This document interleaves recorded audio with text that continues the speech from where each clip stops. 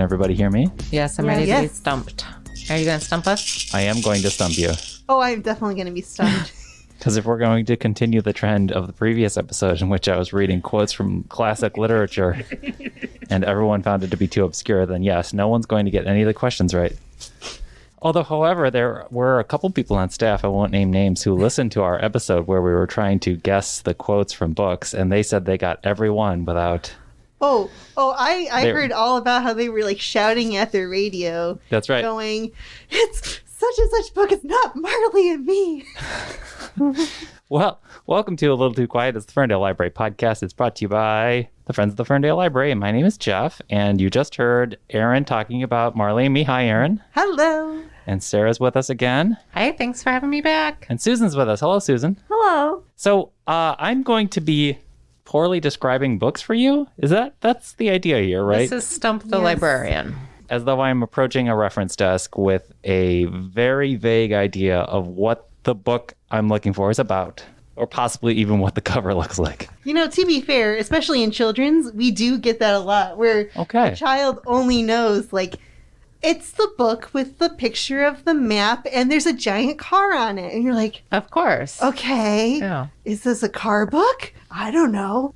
It's fine. We figure it out. Aaron, I think that you would maybe be surprised that this is also how adults describe books that they're looking for. It's good to know that some things never change. I read it last year, but there's a car on the cover. It's got a blue, it's blue cover. Yeah. I think he was a lawyer. I think he drove a Lincoln. Turns out neither of these things are true about the book, but that's just, they rolled several books together. That happens sometimes. So you all have your shakers again as buzzers. You won't have to hold them up to the microphone. You can keep them at table level, but make sure you are at the microphone so that you can answer questions. Are we ready to begin? I will say that the point system is you'll get a point for guessing the title of the book.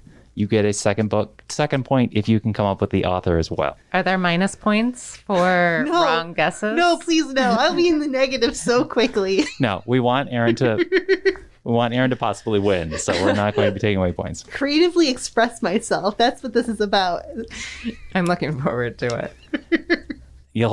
So let's begin. Hands on the buzzers.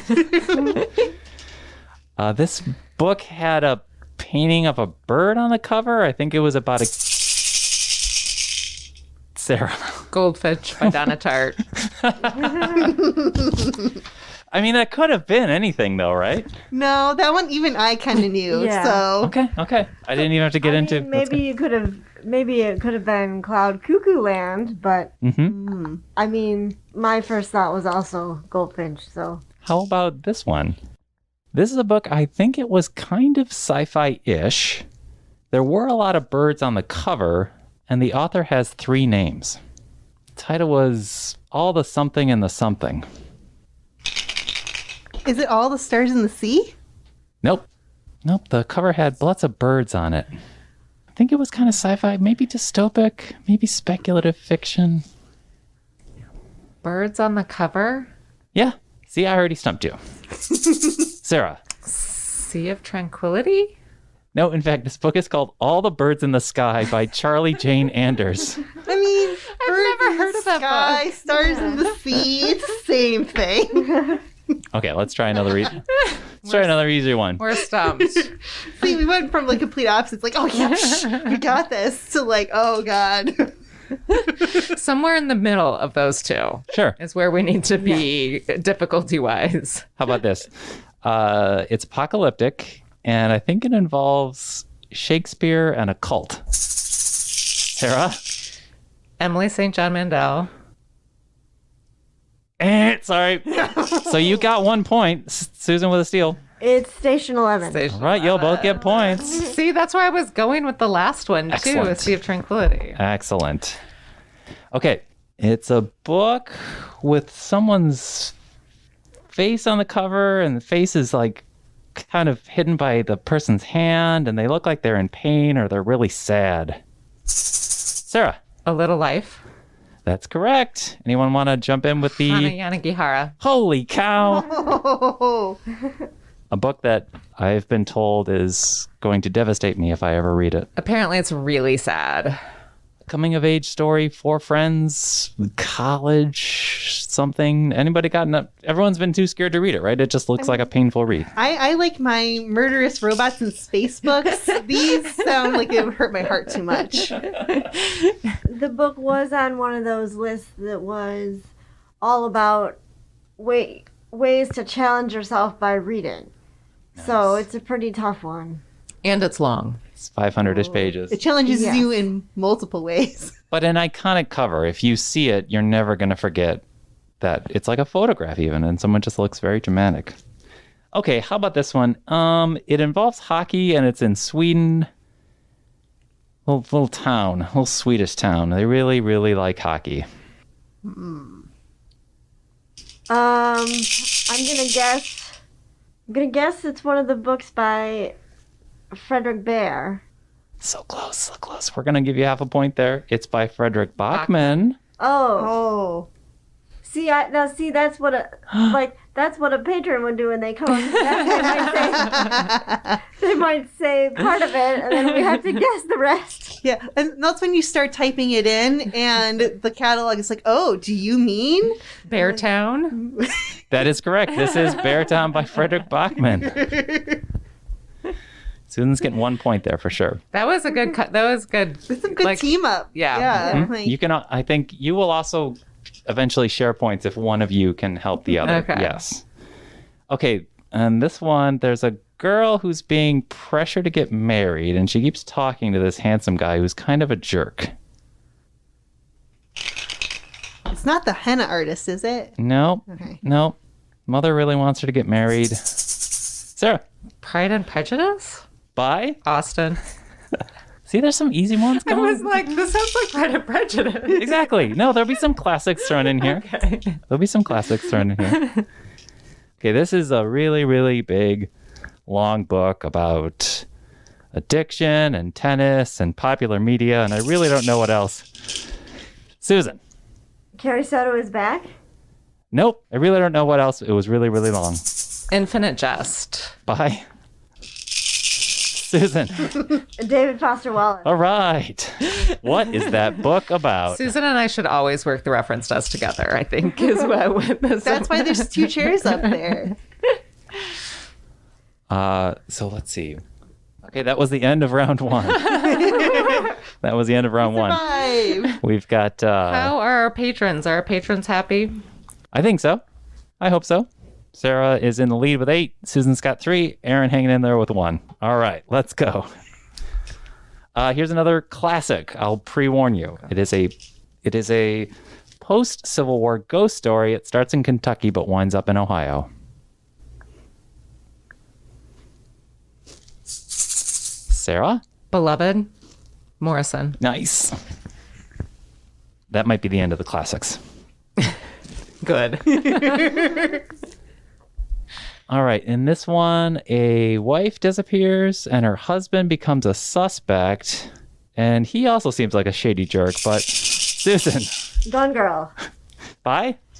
Gillian Flynn. All right. He seems like maybe a jerk. And maybe the wife is also shady too. I really hated the end of that book. Like, I threw my copy of the book. I'm sorry to say. I hated it so much. Across the Room, classic? Yes, I was so angry. I was so angry at him and his choices. I remember the year that came out, and I saw it. I was on vacation, and I was on the beach, and I saw it like every other beach chair. Somebody was reading it, and I just remember like every summer. That's the one. That particular summer, that was like the book of the summer that everyone wanted. Yeah. Did you see any of them in the sand? Because that would have been my copy. I mean, I don't like to be hyperbolic, but I remember seeing that book everywhere. And spawned thousands of domestic psychological thrillers. Still being heavily published today. Pause here in the middle of the podcast while I make sure that this is not an emergency. Hello? Hey, I'm in the middle of a podcast. Can I call you back in 20 minutes? Yes, I will. I will do. I'll bring you a book. Okay. That was my mom, who I'd called earlier in the day.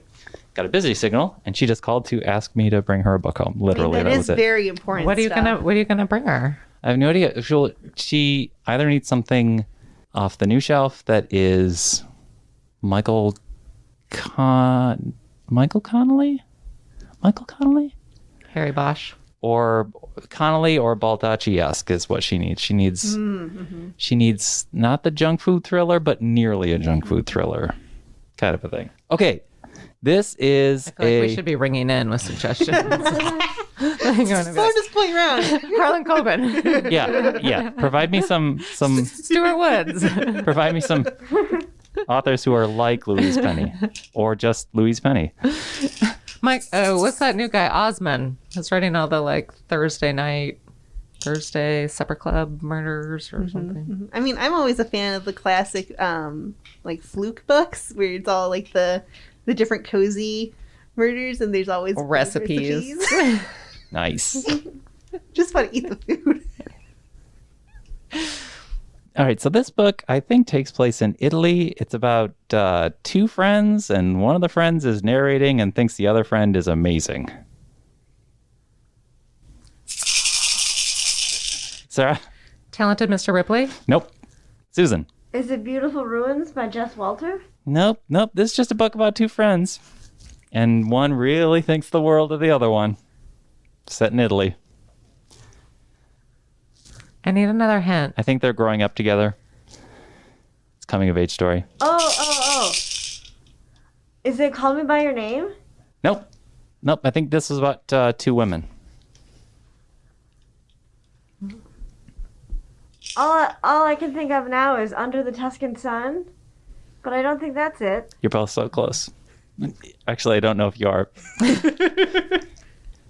If you give up, it is a book called, and someone else helped me on the author pronunciation, but it's called My Brilliant Friend by Ferrante. Ferrante, yes.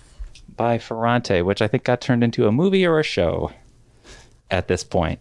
Also a fairly popular book. Let's see. Some YAs are coming up, I promise. I was stumped. I need another clue on that one. I mean, It was a work of translation. I only heard about it. So. We're all stumped. Okay. Okay, so this book. On the T train. This book had the cover was just comprised of like all of these crashing waves that look like these torrent of waves on the cover and like big text, and Obama really liked it. Came out in 2015, I think. I think it was about a married couple. Sounds like a Ruth Ware book that I've read, but I don't think it's a Ruth Ware book that I Nope, read. literary fiction. The House by the Cerulean Sea? Nope, the entire cover was just waves, just crashing waves. Just waves splashing here, this way, and that. No boats on the cover, no horizon, just water. Big old text and a big endorsement from Obama, putting it on his summer reading list. Has been discussed on the podcast before, and Sarah was able to name it by name I named it by name. with those clues alone. I did not. Now you're competing against yourself, Sarah. You didn't even realize it. Like past Sarah is smarter than present Sarah. I feel like amazing. Let's see. What? Nope. This is her best book. She had a book recently that Sarah also read that Sarah gave kind of maybe 3.5 stars to, only 3 stars. I can't think of anything else she's written right now. Wild guess, it was written by Michelle. This is a book. Let's say the first half of the book is told from one of the married couple's perspective, and the second half is the other's perspective. Sarah? Lauren Graff, Fates and Furies. There you go. Oh my God. That took forever. Waves all over the cover. My brain is processing so slow. It's a holiday week. You can tell, like, the closer we get to the holidays, the less it seems to be going on, because you're just thinking, like, I gotta get that turkey ready. I gotta make the mashed potatoes. Why can't I think of anything else she's written right now? What did she write before? She wrote The Matrix that you love. No, I love The Matrix, but Arcadia. Arcadia. Which I thought was great. And Monsters of Templeton, which I thought was also great. And the one with, I think it had a panther on the cover. Florida. Florida. That's short stories. Nice. Yes. Susan with the cover description. But see, that's sometimes what we have to work with. It's Right. Maybe somebody only knows the cover, or that the author was a woman, or that. But the trick on that one was the dual perspectives. I had to get there. Yep. I had to get there. How about this one? It's a World War II novel set in France, and one of the main characters is blind. Susan. All the Light You Cannot See by Anthony Doerr. Kaboom. That's a win. I think also potentially adapted for movies or shows. I'm going to just keep mentioning that for everything that That we was get to. that was a really good book. I liked that a lot. Yes, that is one of my top 10 ever. It's an amazing book. I love it. Okay, so this book, it was about twins, and it had a lot of like pink and purple and pastels all over the cover with their faces. I think it took place around the civil rights movement, coming up out of the South. Vanishing Half. Yes, Spy. Susan. Go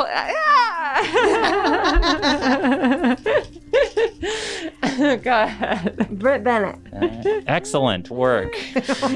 Susan going in for the steal. So you gotta be quicker if you're gonna. I know.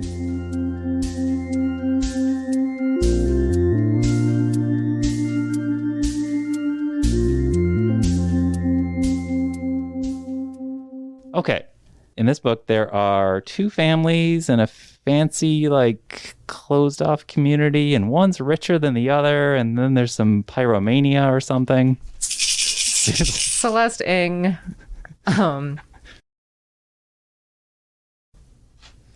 Any other guesses? Oh, Susan. It's Little Fires Everywhere. Yeah. There you go. I can only do half things today. That's okay. I did put in pyromania, just in case. All right, so this one might be a harder one. I don't know if anyone has read this one. I'll just tee it up for you and let you know that it is possibly in the realm of sci-fi, dystopic, speculative fiction. The cover has this big kind of neon like bridge looming over it, and it's about New York or something, and New York is alive or has a beating heart. Sarah. It's N.K. Jemisin.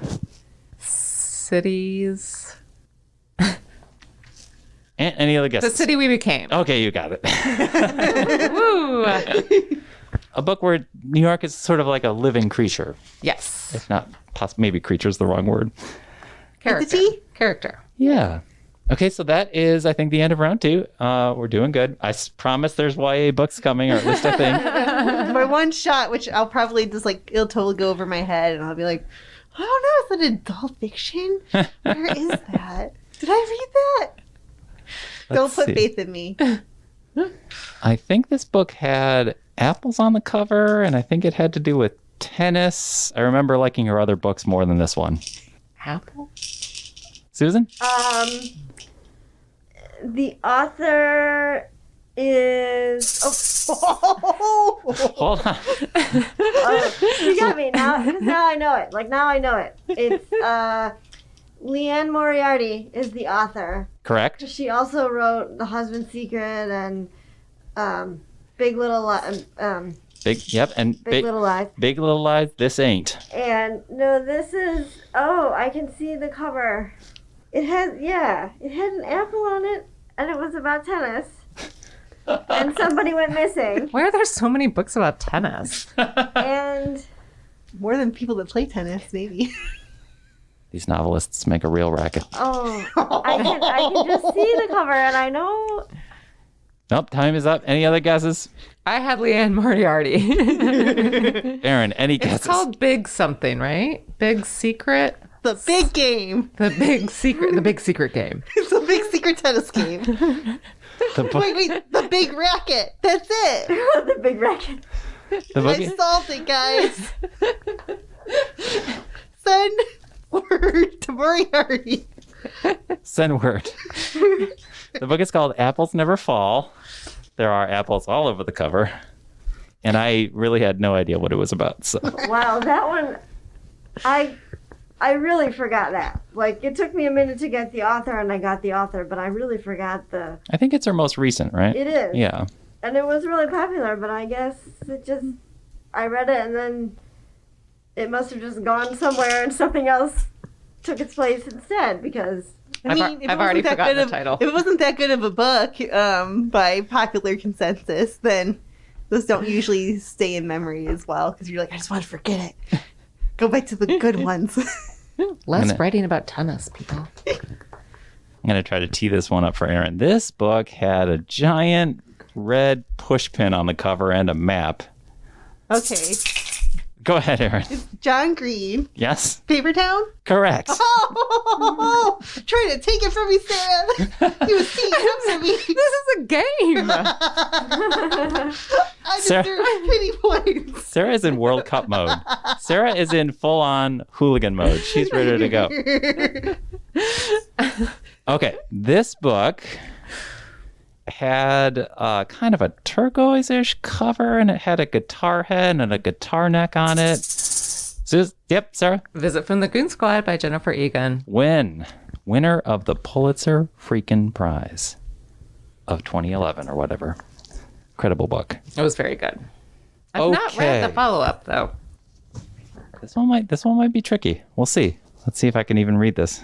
I picked this book because I see it repeatedly listed on the best books of the 2000s, even if I haven't read it. I know that it takes place in London, I think in the 70s, and it opens kind of darkly with an attempted suicide, but then it turns into this poignant and honest look at Britain's treatment of immigrants. Cover involves a color. The title involves a color and a piece of anatomy. British author. I'm just going to say red hand. Because if you name a color and a body part, I've got a chance. It is that. It is color, body part. Ooh, see, I that is the title for you guys. You're It is only welcome. 2 words. It's just a 2-word title. British author, highly acclaimed. When did you say it was written? It came out in the year 2000. It's technically, I guess, an old book, but when you look up best books of the 2000s, you'll always see this book listed. Oh, maybe the author is Jonathan Safran Foer. Nope, British author. Oh, British author. Okay. Mm-hmm. Because there is a book that he wrote that has a hand on the cover that's red. Mm-hmm. But that's not the one if it's a British author. No, we know it's not a red hand is the title. Oh, right. You said the title had a body part and a color. It's color than body part. And the answer is also not green foot, in case Aaron goes there next. I was gonna go foot next. Is it head? It is. It's a part of your head. Mm-hmm. Blue eyes? The answer is White Teeth by Zadie Smith. A book I hear great things about all the time. I swear I'll pick it up one day. You just wanted me to stop listing body parts and color. This one also goes out. This one also goes out to Aaron. So give her a shot at this one. Yeah. I should have gotten White Teeth. I'm mad at myself. I also don't know if Aaron's actually even read this book, but I know that it has been it was adapted into a film in the early 90s, and it was a very popular film. Turned into film in the 90s. I think it involves a mathematician at an amusement park who won't stop talking about fractals and chaos theory. And there's another guy in a control room who keeps lighting up cigarettes. First of all, let's talk about why there's a guy in a control room lighting up cigarettes in a YA novel. Well, you don't see that much anymore. He's worried about the attractions breaking out of their enclosure. It's not a 5 Nights at Freddy's thing, is it? Nope. It's a mathematician who's for some reason invited to an amusement park, along with a few other various characters. Not everybody makes it to the end of the book. Oh, I do like it when it happens.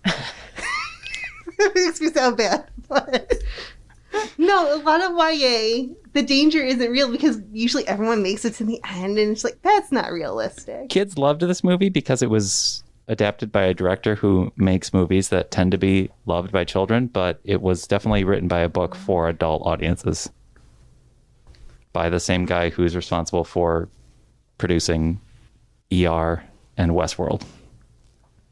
No. Who's producing, not starring in it, right? Yep, this is a book that got turned into a popular movie in the as soon as you said ER, in the early 90s. Jeff, I wasn't born until the early 90s. It involves dinosaurs. Is it Jurassic Park? It's Jurassic Park. That's not a YA book. It isn't. I said it was for adult audiences. Oh, well, you said, this is an Aaron one. I was thinking it was a YA, but I had no idea whether to or not be fair, we have talked about Jurassic Park before. I was also thinking YA. Okay. That was too tricky. Does anybody know who wrote Jurassic Park? Yes. You'll all get a point if you can all answer at the count of 1, 2, 3. Crichton. Michael Crichton. Okay, you all get points. Michael Crichton, producer of ER, starring George Clooney. Okay. Let's see here. All right, this was a Swedish thriller with a punk rock hacker and a newspaper reporter. Susan?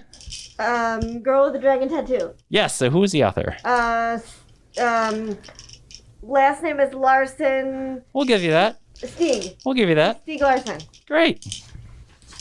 Okay, in this one, a whale spits out a person with albinism on a beach in some whacked out Canadian colony. Sarah. It's Jeff's favorite book called Galore by Michael Crummy. Thank you so much. And I think the last time we played this game, I guessed that initially, like before even any questions were answered. So that one doesn't even feel like I should get points for that. That's just a callback, really. Yes. This is a YA book, probably from the. I don't even know. Maybe it's not as old as I think it is. I don't know. YA stuff ages quickly. But it came like 2 decades. Oh, this came out minimum of 40 years ago, and it's about some punky roustabout kids. I think one of them was called Golden Boy. Golden Pony, Golden Pony. Stay Golden Pony. Stay. Who can help me finish It's this? The Outsiders by S.E. Hinton. That book is so old. It is super old.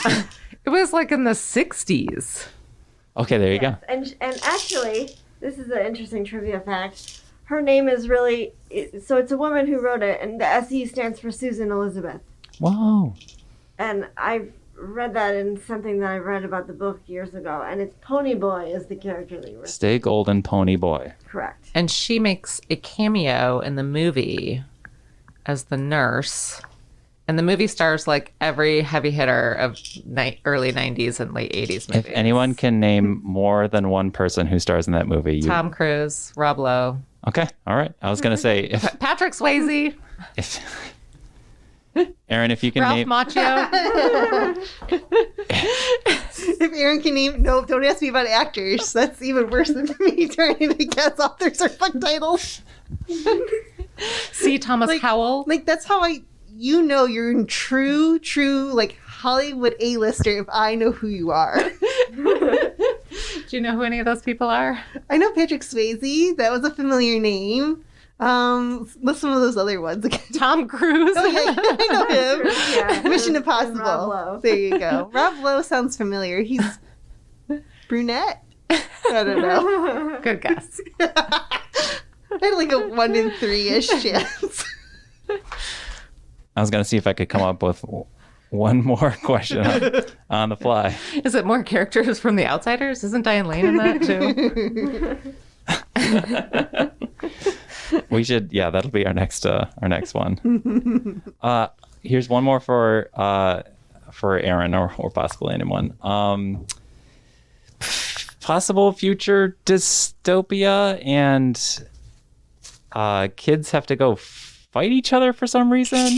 Go ahead, Aaron. Hunger Games? Yes. Suzanne Collins. What is that book about? Oh, so much murder. So much fun. You know, I really do appreciate, once again, not everyone survives. I think people could legit walk up to you and say, this is a book where kids fight each other or kill each other? That's it? I could, it's either that or, oh gosh, what's that other one where they all fight? It's the whole school from, like, Japan gets put on an island and has to fight each other to the death. Battle Royale? Thank you, yes. Battle Royale. Mm-hmm, mm-hmm. That is it, Sarah. I told you would win. Although Susan made a game of it. You had 20 points, Sarah.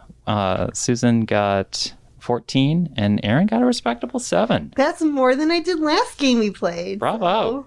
I think Susan and I have a complementary, one of us forgets, the other one remembers, which makes us a good team on the reference desk.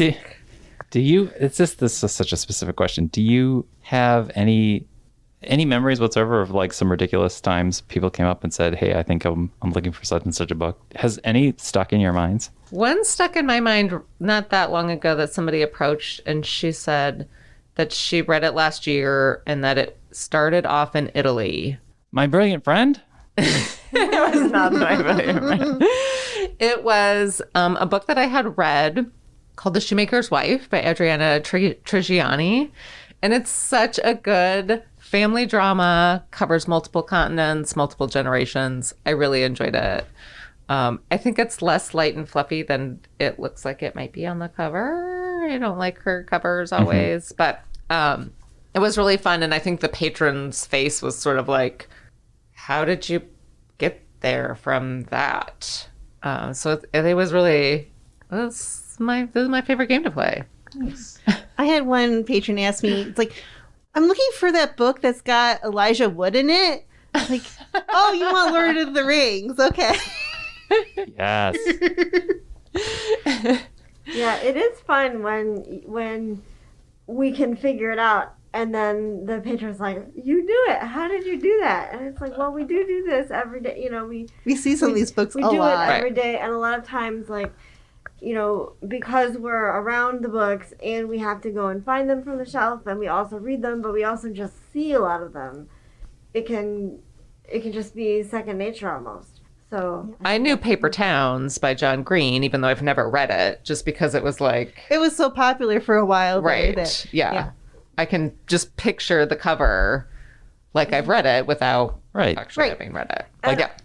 And All the Light You Cannot See was like that when it was so popular, because I remember we started to get reviews of that one from the different sources, and everyone had given it 5 stars and really, really talked about it and publicized it, and then people just wanted it constantly.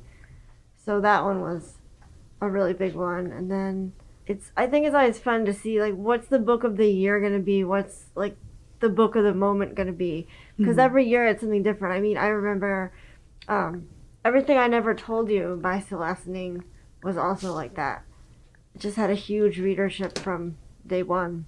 Yeah, there's some that just hit the ground running and have a pretty good run of it, where just everyone wants to read, that book. And it doesn't always last forever, and then it goes and fades into the back of our minds for... Like White Teeth, apparently. Yeah. But then there's, like, other ones that you're like, oh, yeah, well, like, people know The Hunger Games, it's... And The Book Thief, too. Yeah, The Book Thief. People really knew that one for a long time. Or sometimes they might come up trying to describe, like I said, Baldacci and Connolly. They might have a mystery where it's a character you're following, and maybe they're not looking for a specific book. I'm looking for that book. I think it takes place in, like, Montreal, and there's this inspector in a small town. Anybody? Go, Louise Penny. Louise Penny. Louise Penny. Inspector Gamache. Heck yeah. I tried reading those. I didn't care for them, actually. Or I'm looking for a YA book. It's got, I think, a boy and a girl on the cover, but their backs are turned to us. Like all of them. Their backs are turned to us, and they both have headphones on, and the wires are kind of like part of the title. The Rainbow Rowell. Oh, I can't look at the name of the title. Yes, I know that Eleanor one. and Park. Yeah, there you go. There we go. That was a really good one, too. None of those points count. I'm just throwing more at you. I was going to say, wait a minute, we rate tally. When is the podcast going to be where we talk about tennis books? Yeah, Oh, because God, Is it coming up? Taylor Jenkins Reid. Yeah. She has one, and then, well, I already talked about the biography of Roger Federer. That was on a different podcast that we did. There was that one, and then there's Apples Never Fall. I didn't even know that was about tennis. Well, yes, because the family, the plot was that there was this family, and they were famous for tennis because they had owned a tennis academy, and they're from Australia. And then it was sort of a mystery thriller because someone went missing, and then tennis was sort of the theme throughout while they were trying to solve the mystery of who was missing and where did they go and why. And it had different perspectives, like she usually does. It was almost like the ones by Lucy Foley that have the different perspectives. Is Lucy Foley the guest list lady? Yes. Just talk about a moment here. Closed room mysteries are a thing. I love them. They are having a moment. I love them so much. They're even in movies. Genre. Yeah. It's like, who doesn't like to try to play along and solve it when you know you have a limited suspect list? You're basically, everything that you are looking for in solving it is right there in front of you. You just have to piece it together, right? Agatha Christie was onto something. Where was I going to go with this? Oh, just a quick joke. Never date a tennis player. They don't value love. So that's it. We should end this episode by saying that I think we'll inevitably think up another game show of some kind. We don't know what it'll look like, or it'll just be this with a different round of librarians. I want to just have a podcast where Aaron tries to name at least one actor in popular movies, but we're not ringing in. It's just Aaron on the hot seat.